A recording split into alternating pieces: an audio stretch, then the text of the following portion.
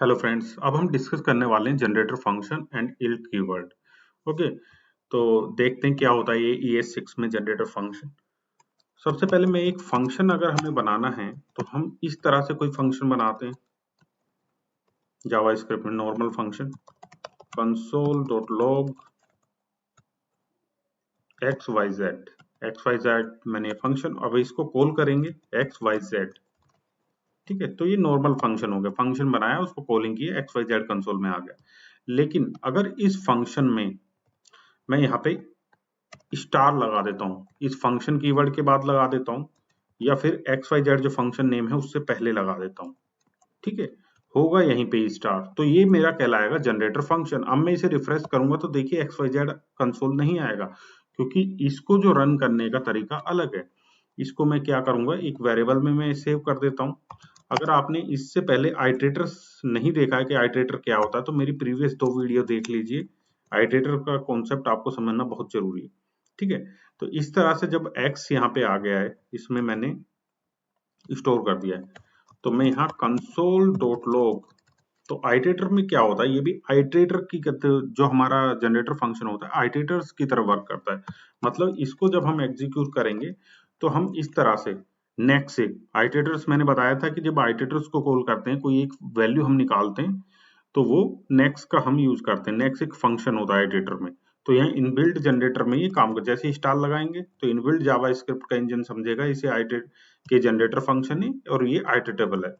ठीक है, यहाँ पे मैंने क्लिक किया, देखिए अब जाके ये रन हुआ है XYZ undefined and done true. मतलब इस, अब इसके अंदर ये हमने कर दिया, कोई भी इसके अंदर हमने फंक्शनलिटी यूज नहीं की है, तो ये बाय डिफॉल्ट हमें रिटर्न कर रहा है value undefined and done true. मतलब अब इसके बाद एक लूप चल गया आइटरेटर का, इसके बाद अब कुछ नहीं है। समझ रहे हो? तो यही हमारा आइटरेटर समझना बहुत जरूरी है, जिसमें वैल्यू और डन ट्रू मैंने दिखाया था। प्रीवियस दो वीडियो आप मेरी देख लेना। अब मैं आपको दिखाता हूँ इसमें होता क्या है। लेट वाई एक एरे है मेरा, जो मैंने आइटरे इस तरह का कोई एरे लिया था मैंने। ठीक है, ये एक एरे लिया था मैंने आइटरेटर जब मैंने समझाया था।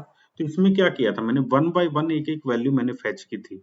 किस फॉर्म में, वैल्यू यहाँ पे आती थी, डन फॉल्स आता था इस तरह से। ये अगर एरे में मेरे पास मान लीजिए 1000 वैल्यूज हैं, तो ये सब तो मेमोरी में स्टोर करेगा एरे, तो ठीक है, वेस्टेज ऑफ मेमोरी होगी। लेकिन अगर हम यहाँ पे जनरेटर में इस इन वैल्यू को रखें, तो ये मेमोरी में स्टोर नहीं करता है, इससे मेमोरी सेव होती है हमारी। वो कैसे करेंगे हम, जैसे मैं जाता हूं यहाँ पे इल्ड कीवर्ड, देखिए इल्ड कीवर्ड यहाँ पे 10 मैंने किया 10, फिर इल्ड कीवर्ड 20, इस तरह से इल्ड कीवर्ड 30, तीनों वैल्यू रख लिए मैंने।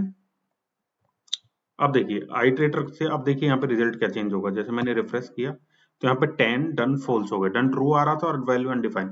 अब यहाँ पे जाके, अब मैं यहाँ पे देखिए कंसोल फिर से करता हूँ, console dot log after first yield, after first yield मैंने रिफ्रेश किया तो देखिए यहाँ से 10 हट गया है, 10 यहाँ पे रहेगा, रिफ्रेश।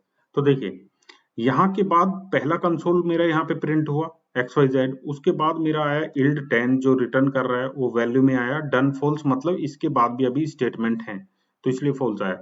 अब यहाँ पे देखिए ये कंसोल मेरा रिफ्रेश, ये कंसोल मेरा कंसोल में नहीं आया। क्यों नहीं आया, कि जब भी हम इसको कॉल करते हैं जनरेटर फंक्शन को नेक्स्ट से, तो ये मेरा इल्ड मेथड, इल्ड कीवर्ड क्या करता है, ये मेरा पोज करता है और रिज्यूम करता है। मतलब यहाँ पे इसने रिटर्न कर दिया है ये 10 ऑब्जेक्ट की फॉर्म में, यहाँ पे इस फॉर्म में, और इसको पोज कर दिया है। अब जब तक मैं इसको दोबारा से कॉल नहीं करूंगा, तो ये आगे का इल्ड मेथड, इससे आगे के स्टेटमेंट एग्जीक्यूट नहीं करेगा। अब देखिए दूसरी बार मैंने लिया, मैं रिफ्रेश करता हूं तो देखिए दूसरा वाला कंसोल आ गया और वैल्यू 20 डन फॉल्स। तो यहाँ पे दो चीजें आपने देखी, कि एक तो हम ये जो जनरेटर फंक्शन है आइटरेटेबल है, आइटरेटर की तरह से काम कर रहा है। ठीक है, और दूसरा कि इल्ड कीवर्ड की हेल्प से हम इसको स्टॉप भी कर सकते हैं और रिज्यूम भी कर सकते हैं, ये आपने देखा। अब मुझे यहाँ से अगर वैल्यू निकालनी है तो मैं कैसे निकालूंगा, इस तरह से वैल्यू, तो इस तरह से मुझे वैल्यू मिल जाएगी 10 अगर वैल्यू लेनी है मुझको। ठीक है, अब इसमें क्या है, मैं इसको अगर लूप में आइटरेट करना चाहता हूं जनरेटर फंक्शन को, तो मैं लूप में भी ये वैल्यू निकाल सकता हूं। ठीक है, यहाँ पे I of X console dot log I. ठीक है, अब मैं जाता हूं, इसको रिफ्रेश किया मैंने, देखिए सारी वैल्यू आ गई यहाँ पे, तो कंसोल हो रहा है 10 20 30 तीनों वैल्यू आ गई यहाँ पे, आ गई। तो इस तरह से फॉर लूप लगा के मैं इसको आइटरेट भी कर सकता हूँ। ठीक, तो अब आते हैं यहाँ पे, और जो मेरा ये इल्ड कीवर्ड है, मैं इनको हटाता हूँ। ठीक, अगर मैं इसकी कोई वैल्यू नहीं देता तो फिर क्या आएगा मेरे पास, वैल्यू क्या आने वाली है, तो इस केस में वैल्यू आएगी अनडिफाइंड। अनडिफाइंड यहाँ पे देखिए। ठीक है, अगर मैं यहाँ पर कुछ भी नहीं देता हूं, अगर मैं कोई वैल्यू देता हूं, यहाँ पे मान लीजिए 10 दी है, तो मुझे यहाँ पे 10 मिल रही है। इस तरह से भी हटा देता हूँ, पूरा ऑब्जेक्ट दिख जाए, 10 मिल रहा है। ठीक है, और अगर मैं यहाँ पे नहीं देता हूं कुछ भी, तो फिर देखिए अनडिफाइंड मुझे मिलेगा। ठीक है, अब अगर मैं यहाँ पर इस तरह से एरे में रखना चाहूं, तो कुछ एरर आएगी क्या? अगर इस तरह से एरे में इल्ड कीवर्ड को रखूं मैं इसमें जनरेटर फंक्शन में, तो कोई एरर इसमें नहीं आने वाली, कोई एरर नहीं, सेम रिजल्ट। मतलब इसमें क्या होगा कि इसमें पहले वाला ही इल्ड लेगा। मतलब मैं यहाँ पे वैल्यू लेता हूँ 10, यहाँ पे लेता हूँ 20 और यहाँ पे लेता हूँ 30। तो अब क्या क्या रिटर्न होना चाहिए, ये रिप्लेस, ये इल्ड 30 इसको रिप्लेस नहीं करेगा, इल्ड 10 को, जो फर्स्ट वाली होगी। देखिए 10 फर्स्ट टाइम चला, देखिए पहला वाला जो चला, अभी यहाँ पे दिखाता हूँ, फर्स्ट टाइम ये चलेगा, देखिए 10 आ गया। ठीक है, अब मैं सेकंड टाइम इसको रखूं तो रिप्लेस नहीं करेगा, ऐसा नहीं है कि तो इसको रिप्लेस कर देगा या कुछ होगा। अगर मैं इसको इस तरह से लूंगा, इस तरह से लूंगा, तो तीनों वैल्यू आ जाएंगी वन बाई वन। देखिए 10 20 30। अब इसको इस तरह भी रख सकते हैं हम। अगर मैं यहां से इल्ड हटा देता हूं